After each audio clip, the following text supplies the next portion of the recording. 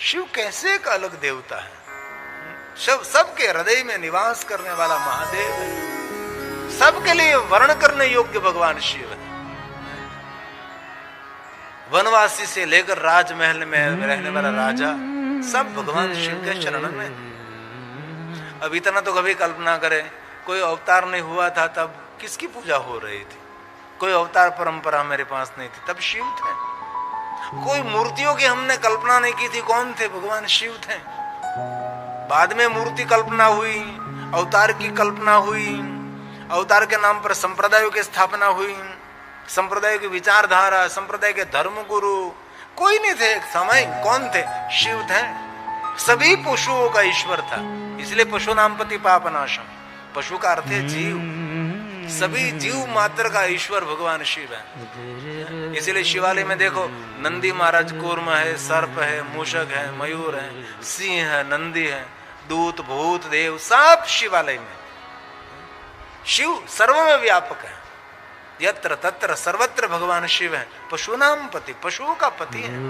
पशु नाम पति पाप नाशम परेशम गजेन्द्रस्य कृति वसानं वरेण्यं जटाजूट मध्ये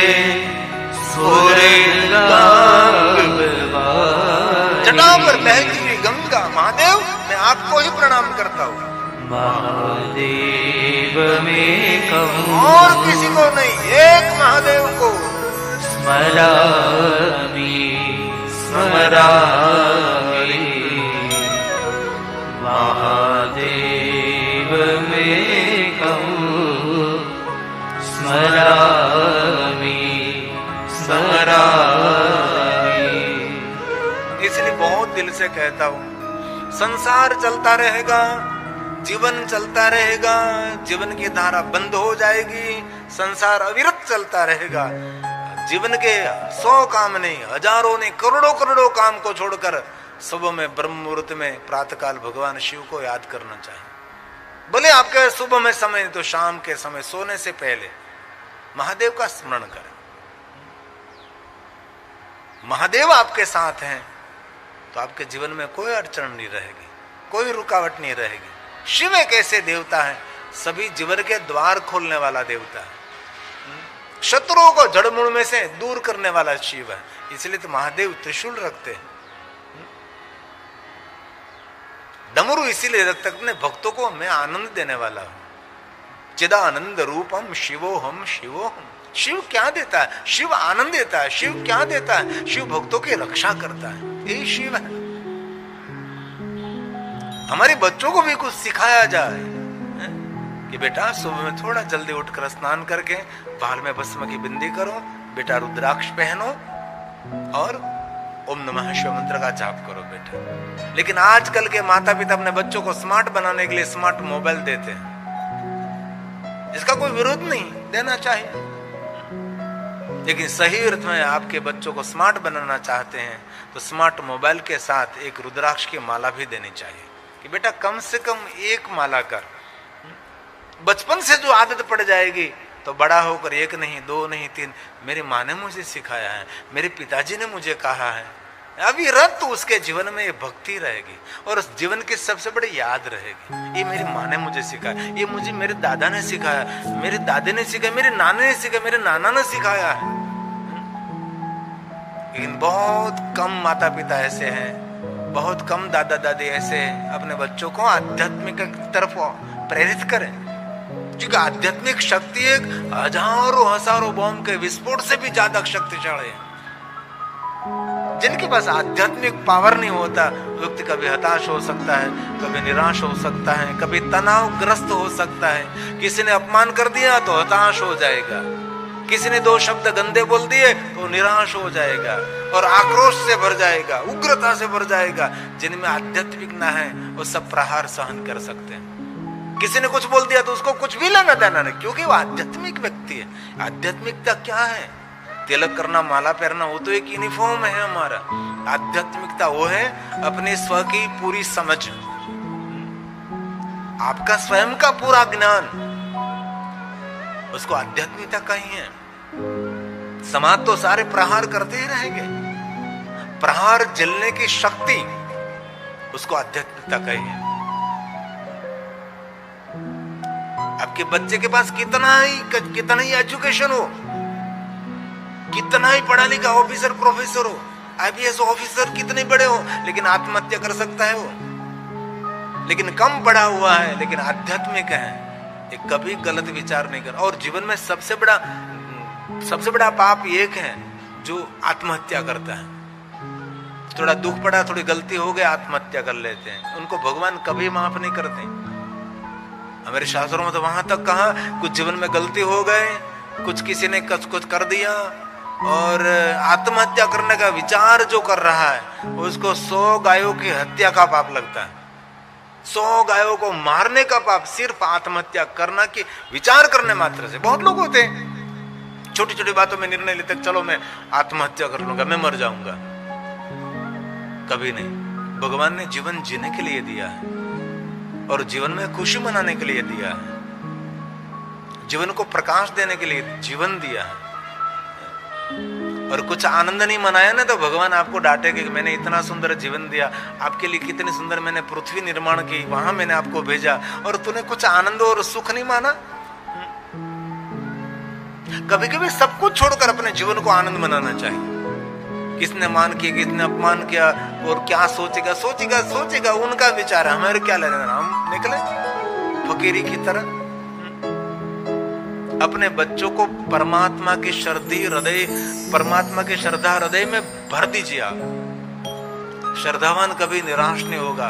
परमात्मा पर जिनको विश्वास है उनका श्वास कभी रुकेगा नहीं। लेकिन बहुत कम माता पिता हैं अपने बच्चों को भगवान की ओर प्रेरित करते हैं, आध्यात्मिकता को और प्रेरित करते हैं। मैं पहले दिन से देखता हूं, मेरा आरव नियमित कथा श्रवण करते हैं। हमारा छोटा तो कभी कभी छोटा है इसीलिए सो भी जाता है, लेकिन ये बैठता है। पहले दिन से आज तक मेरे आसपास इर्द गिर्द घूमते रहते हैं। उसका पूर्व जन्म का कोई पुण्य होगा, कोई न कोई उसका पुण्य उदय हुआ। और इतनी कम उम्र में कितने सारे प्रमाण पत्र, कितने सारे मेडलिस्ट उसने ग्रहण किए, मेडल ग्रहण किए। इतना स्मार्ट है, जो कि आजकल का बच्चा एडवांस बुद्धि लेकर आते हैं। बुद्धि की क्षमता बढ़ी, बुद्धि की वृद्धि हुई, लेकिन बुद्धि की शुद्धि हम लोग कर सकते हैं। इसीलिए अपने बच्चों का भविष्य उज्जवल बनाना चाहते हैं तो अपने बच्चों को भगवान शिव की भक्ति का दान कीजिए। आरो और वंश दोनों महादेव के भक्त हैं, दोनों इतने आध्यात्मिक हैं। ये परिणाम उसके माता पिता का। जागरूक रहते माँ, जागरूक रहता पिता, जागरूक रहते परिवार। ये वंश आरव दोनों।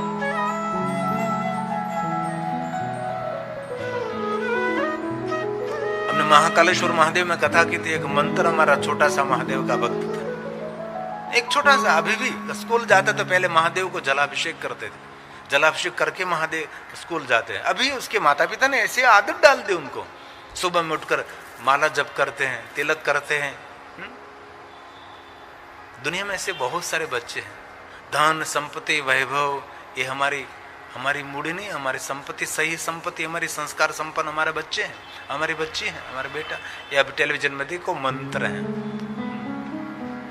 उसके मंत्र के जजमान पद पर हमने महाकालेश्वर में कथा की। उसके घर में भी कथा, 1 महीने तक हमने कोरोना काल में उसके घर कथा की थी, क्योंकि कोरोना काल में जाहिर कोई कथा नहीं हो रही थी, तो बहुत अलग अलग स्थान पर हम कथा करते रहते थे। 1 महीने तक पूरे कोरोना काल हमने कथा की।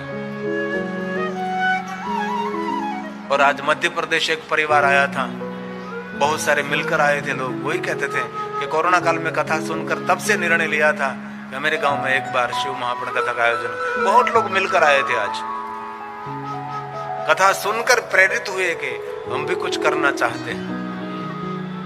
और जिनको शिव भक्ति मिल गई ना, समझ लेना चाहिए उसको कुछ भी बाकी नहीं रहा। महादेव की भक्ति मिल गई दुनिया का वैभव मिल गया, दुनिया का सब कुछ उनको मिल गया। हे महादेव, इसलिए बच्चे का भविष्य उज्जवल बनाना चाहते हैं तो अपने बच्चे को महादेव की भक्ति का दान करिए।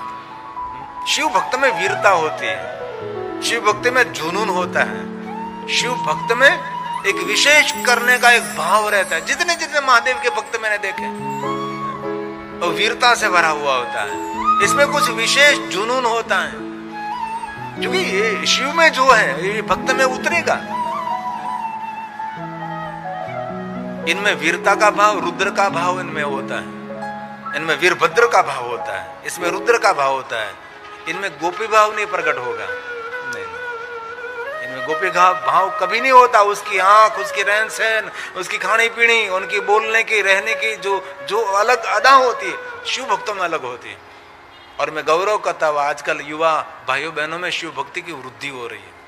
महादेव के भक्त बहुत युवा हो रहे हैं। आज देखो, आज तुंगनाथ में ज्यादा युवान होते हैं, आज देखो केदारेश्वर में ज्यादा युवान भाई बहन रहते हैं, क्योंकि वीरता होती है, वीरभद्र भाव प्रकट होता है, भद्र भाव प्रकट होता है, और भद्र के साथ वीरभद्र का भाव प्रकट होता है। ये महादेव की भक्ति में अद्भुत शक्ति है।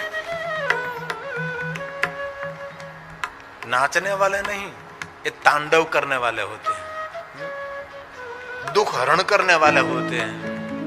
ये महादेव की भक्ति की एक अद्भुत महिमा है। आज सती दक्षपुत्री सती महादेव का आराधन कर, शिव जी को याद कर रही है, कठिन तपस्या कर रही है महादेव को मिलने के लिए। और कोई झुपड़े में रहने वाली नहीं थी, वो राज घराने में रहने, तो भी जंगल में जाकर तप कर रही है। हम लोग क्या जंगल में जाना चाहते हैं, हम तो घर में रहकर भगवान का आराधन करना चाहिए। कभी अनुष्ठान करे, कभी उपासना करे, विशेष प्रकार का कोई मुहूर्त, इस समय में कुछ अलग से भगवान महादेव की पूजा अर्चन करके भीतर आपको बहुत संतुष्टि होगी। आप तनाव के कभी शिकार नहीं बनोगे। आजकल दुनिया तनावग्रस्त हो रही है। आज मुख पर मुस्कुराहट नहीं है कहीं, आज कहीं फूल खिले हुए नहीं दिखाई देते। सब लोग अपने में कुछ न कुछ हताश, निराश, डिप्रेशन बढ़ रहा है, एंजाइटी बढ़ रही है। आपको पता नहीं, इस देश के अंदर शरीर की दवा कम बिकती है, ज्यादातर मानसिक दवा बिकती है। उनकी दवा की वृद्धि हो रही, मानसिक बीमार हो रहे लोग, पीड़ित हो रहे। क्यों? आध्यात्मिकता नहीं। मानव जात को सुरक्षित रहना है ना धरती पर, तो हर मनुष्य को वृक्ष को सुरक्षित रखना पड़ेगा, वृक्ष लगाना चाहिए। हमारे राजा महाराजा वन उपवन बनाते थे, वृक्ष को मंदिर कहा है। वृक्ष मानव जीवन का पर्याय है। वृक्ष धरती पर नहीं रहेगा तो मानव जीवित ही नहीं रहेगा। आजकल सरकार तो जागरूक है, लेकिन बहुत सारी संस्था भी जागरूक है। हमारे गुजरात में राजकोट एक संस्था है, सद्भावना वृद्धाश्रम संस्था। लाखों की संख्या में इस लोगों ने वृक्ष लगाया है। सरकार की परमिशन लेकर जहां जहां जमीन है, जहां जहां सरकार ने परमिशन दी, वहां वहां इस संस्था ने बहुत वृक्ष लगाने का काम किया। एक वृक्ष को काटना मतलब 100 मनुष्यों की हत्या करना। एक वृक्ष को जड़ मूल में से उखाड़ कर फेंकना 100 बच्चों की हत्या बराबर है। एक वृक्ष लगाना मतलब हजारों मंदिर निर्माण करने का पुण्य है। इसलिए कहीं भी आपके पास जमीन है, जगह है, वृक्ष लगाओ। लेकिन बहुत लोग गाफिल हैं, गंभीरता नहीं है। आजकल पर्यावरण बिगड़ रहा, हम सभी जानते हैं। सभी शिवपुराण ग्रंथ में ऐसे एक एक बात कही है। आजकल लोग प्लास्टिक जलाते हैं। जीवन जीने के लिए शुद्ध पानी चाहिए, शुद्ध अन्न चाहिए, उससे पहले शुद्ध हवा भी चाहिए। जहां तहां कचरा जलाते हैं, जहां तहां धुआं खड़ा कर देते हैं। और घर में कभी अगरबत्ती नहीं जलानी चाहिए। अगरबत्ती बहुत बड़ा खतरा है स्वास्थ्य के लिए। वांस जलाना, ये सुगंधी, ये सब नुकसान करता है। सेंट भी कम उपयोग करे, अत्तर का भी कम उपयोग करे। अगरबत्ती बहुत बड़ा खतरा। धुआं, कोई भी धुआं आपके फेफड़े को डैमेज करता है। प्रमाण होना चाहिए उसका। बंद घर में कभी अगरबत्ती नहीं, बंद मंदिर में कभी अगरबत्ती नहीं। धूप कर खुले में करो। कई लोग टायर जलाते हैं, प्लास्टिक जलाते हैं, स्वास्थ्य को बहुत डैमेज करता है। बीड़ी पीने वाला तो ही अपने नरक का द्वार खोल रहा है। बीड़ी, तंबाकू, गुटखा, मादक द्रव्य मनुष्य का बहुत बड़ा खतरा है। पता है उसको भी ये नुकसान कर रहा है। आज तम्बाकू बीड़ी का कोई पैकेट लेते इस पर कितना गंदे चित्र हो तो भी वो पी रहा है। जीवन पर कोई आदर नहीं, जीवन पर कोई उसका वो नहीं। इसलिए व्यसन मुक्ति के काम बहुत सारे संस्था करते हैं। कोई भी जगत हित के लिए कोई काम करे उसका जय जयकार करना चाहिए। मैं तो शिखर में पहली बार आया हूं, मैंने तो देखा भी नहीं था शिखर।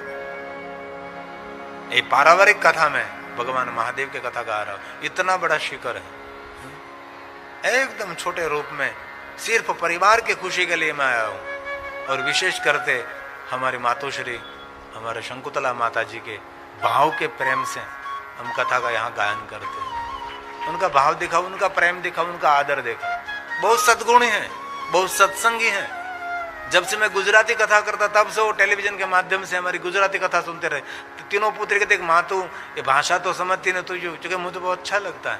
बस घर में कथा गूंजती रहे, बहुत अच्छा लगता है। ये शिव महापण हो रहा है, मेरे घर में हो रहा है। तीनों बेटियों को कहा था मुझे कभी भी शिव कथा का आयोजन करना है, और वहां तक कहा कि मैं जीते जी न कर सके तो मैं इस दरा को छोड़कर चली जाऊंगी, तब मेरी याद में भी शिव कथा करना। लेकिन पुत्री पुत्र से महान होती है। तीनों पुत्रियों ने कहा नहीं माँ, तेरी उपस्थिति में भगवान की कथा होगी। और मैं आज जयपुर आ गया खाटोवाला परिवार के माध्यम से, और ये परिवार मुझे जयपुर मिलने के लिए आए। और हमने पहले सोचा कि क्या करेंगे, लेकिन ये शंकुतला माता जी का भाव इतना भाव, गहरा भाव था।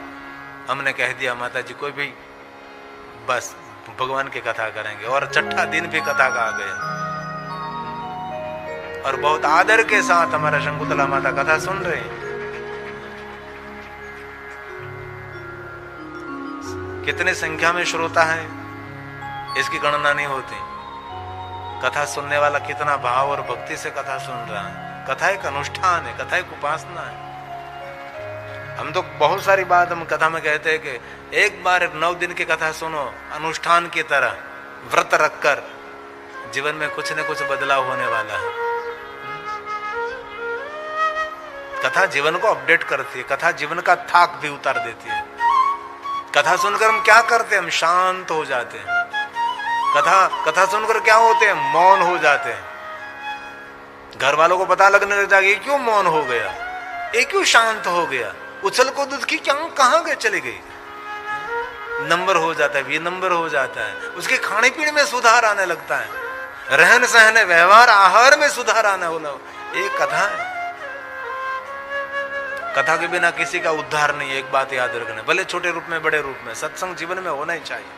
बिनु सत्संग विवेक न होई, राम कृपा बिनु सुलभ न सोई। कोई ईश्वर की कृपा है तो ये सत्संग मिला, मेरा भी कोई पुण्य होगा इसलिए मैं कथा गा रहा हूं। आपका कोई पुण्य होगा तब आप कथा सुन रहे हैं। तो घर परिवार को छोड़कर यहाँ तक पहुंचना, कथा सुनना। ये जयपुर से हमारे संतोषी पधार गए, ये तो हमारे बहुत पुराने कथा प्रेमी है। कभी मैंने उसको बोलते हुए नहीं देखा। हमारे जगदीश भाई खाटोवाला परिवार बहुत सारे ज्योतिर्लिंगों में बहुत बड़े रूप में कथा की, इन परिवार का अंश है वो। इसीलिए सत्संग करना, अपने बच्चों को भी सत्संग, अच्छी बातें का संग, अच्छे पुस्तकों का वांचन। बिनु सत्संग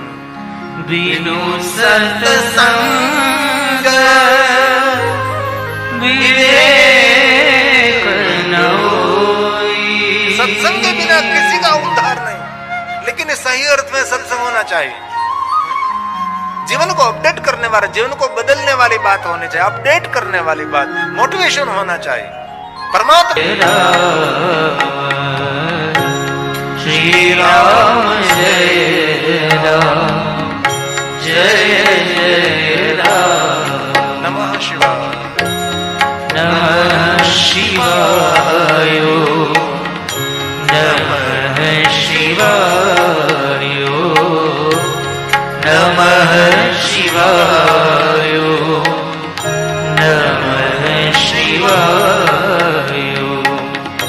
हर हर बोले नमः शिवाय हर हर बोले नमः मंगल भवन मंगलहारी मंगल भवन अमंगलहारी मंगल भवन अमंगलहारी उमा सहित जे जपत पुरारी उमा सहित जे साथ में बोलिए, साथ में बोलिए, आइए साथ में गाने। मंगल भवन मंगल भवन अमंगलहारी मंगल भवन अमंगलहारी उमा सहित जे जपत पुरारी उमा सहित जे जपत श्री राम। पुरारी श्री राम जय राम जय जय बोलिए साथ में। राम श्री राम जय राम जय जय राम श्री राम जय राम जय जय राम श्री राम जय राम जय जय राम। सती ने कठिन आराधन, देवताओं ने जय जयकार किया और शंकर भगवान कैलाश पहाड़ को छोड़कर जहां सती तप कर रहे थे वहां महादेव पधारे। दूर से देखा सती का तप दिव्य तप था। घर में कोई व्यक्ति तपस्वी है, इन घर में सुख शांति संगठन सब कुछ होता है। जरूर मंदिर जाना चाहिए, लेकिन घर को ही मंदिर बना देना चाहिए। घर ऐसा वातावरण निर्माण करे कि मंदिर से भी बेहतर घर में इतनी सुंदर दिव्यता ऊर्जा हो। महादेव दूर से देख रहे हैं और महादेव ने सती की परीक्षा ली। शंकर भगवान वृद्ध साधु बने, सती के सामने आवे, साधु बनकर परीक्षा कसौटी। हर पलक कसौटी तो होने वाली है, हर व्यक्ति की, भक्तों की ज्यादा। भली बुरी बात भक्तों की होती है, दुष्ट लोगों की नहीं होती ना। सज्जन लोगों की निंदा होती है, दुष्ट लोगों की कोई निंदा नहीं करता ना। वो तो पता है वो शराबीदा है, उसकी कौन निंदा करेगा। निंदा सज्जनों की होती है। इसलिए भक्ति मार्ग में कोई निंदा करे, आपके लिए भली बुरी बात करे, कभी घबराना नहीं है। ये मार्ग हमारा उद्धार का मार्ग है। दुनिया तो है बोलती रहेगी, कहते रहेगी, बहुत सारे बोलते रहेगी। आप मौन रहकर धीरे धीरे निकल जाओ आगे, वो वहां ही खड़ा रहेगा। और साधु ने पूछा कौन है आप? दक्ष पुत्री, शिव भक्ति कर रहे हो, महादेव को मिलना है। क्यों? शिव के साथ विवाह करना है।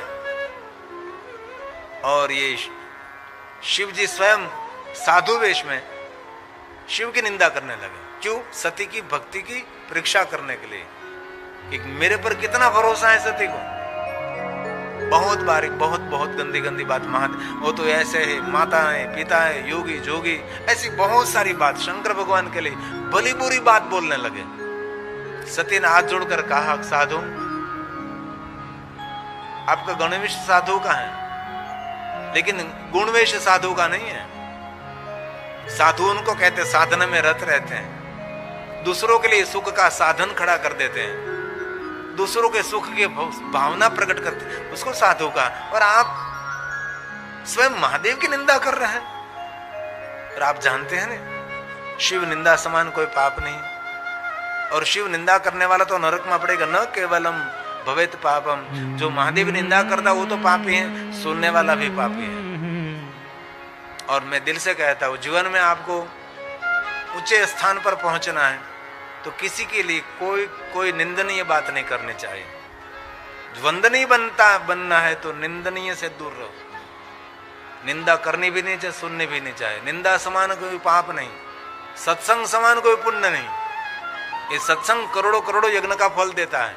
एक घड़ी आधी में पुण्य, अश्वमेघ सहस्त्राणी, करोड़ों करोड़ों यज्ञ का पुण्य ये सत्संग देता है, क्योंकि हम भगवान को याद कर रहे हैं। जीवन में कोई फरियाद नहीं रहेगी, इसलिए दृढ़ संकल्प करेंगे हम कभी किसी की निंदा तो नहीं करेंगे, लेकिन कभी किसी की निंदा सुनेंगे भी नहीं।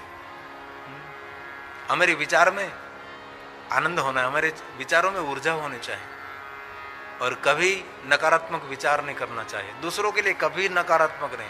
दूसरों के लिए खराब सोचोगे तो हमारा खराब पहला शुरू हो जाता है। कर भला तो होगा भला। सती ने हाथ जोड़कर कहा, साधु निंदा नहीं करिए आप। तो अभी शिव जी की निंदा करने लगे, निरंतर निंदा निंदा निंदा। सती ने बार बार कहा कि मैं महादेव की भक्त हूं, जन्म कोटि लगी रगर हमारी, बंदौ शंभु न तरहु कुमारी। मैंने दृढ़ निर्णय लिया है कि विवाह करूंगी तो महादेव के साथ, वरना कुमारी रहूंगी, लेकिन शिव के बिना मैं किसी का विचार नहीं करूंगी। दृढ़ संकल्प दिखा, दृढ़ भक्ति दिखाई। निंदा तो नहीं करनी चाहिए। जो निंदा करने की आदत है ना, उससे भी दूर रहना चाहिए, क्योंकि निंदा करना पाप है, निंदा सुनना महापाप है। निंदा किसको कहते हैं? किसी के अनुपस्थिति में उसके छिद्र खोलना, उसकी गंदी गंदी बातें करना, उसको निंदा कही जाती है ना। उसके छिद्र खोलना, किसी के छिद्र आप ढांक ना सको लेकिन खुले क्यों कर रहे हैं? सती ने अपनी आंख बंद कर ली, सती ने अपना कान बंद कर लिया, सती ने अपना मुख बंद कर लिया, क्योंकि ऐसे लोगों से ऐसे मुख मोड़ लेना चाहिए। शिव निंदा करने वाला तो मुख भी देखने, शिव निंदा कोई कर रहा है उसका मुख देख लिया तो घर आकर स्नान करना पड़ता है, पवित्राकरण करना पड़ता है। अरे शिव की नहीं, कोई देवताओं की निंदा नहीं, कोई धर्मशास्त्र धर्मगुरुओं की, कोई साधुओं की, ब्राह्मणों की निंदा नहीं। साधु ब्राह्मणों की निंदा करने से घर में निर्धनता, दरिद्रता, रोग और शोक प्रवेश करते, इसलिए कभी नहीं। सती ने आंख बन की, कान बन किया, मुख बन किया। जो सती बहिर्मुख थी वो सती अंतर्मुख हो गई, और सती के मन में एक दीप प्रकट हो गया। सती ने मन में सोच लिया, वो कोई सन्यासी नहीं, वही अविनाशी है। जिनके साथ मैं तर्क कर रही हूं वो कोई साधु नहीं, वो तो साधु का इष्ट है, वो तो स्वयं महादेव है। महादेव को पहचान लिया। मन मंदिर में एक दीप प्रकट हुआ। एक पंक्ति, मन मंदिर में मैंने बोले, मन मंदिर में मैंने बोले, तुझको आज छुपा रखा है, तुझको आज छुपा रखा है। आकर तेरे दर पे बोले, आकर तेरे दर पे बोले, सबने शीश झुका रखा है, सबने शीश झुका रखा है। सती भगवान को, शिव जी को जान गई और कहा, आप साधु नहीं, सन्यासी नहीं, अविनाशी, आप शिव हैं। मूल रूप में महादेव ने दर्शन दिया। शिव ने कहा कुछ मांगे, तब सती ने कहा, भगवान आप तो जानते हैं ना, सब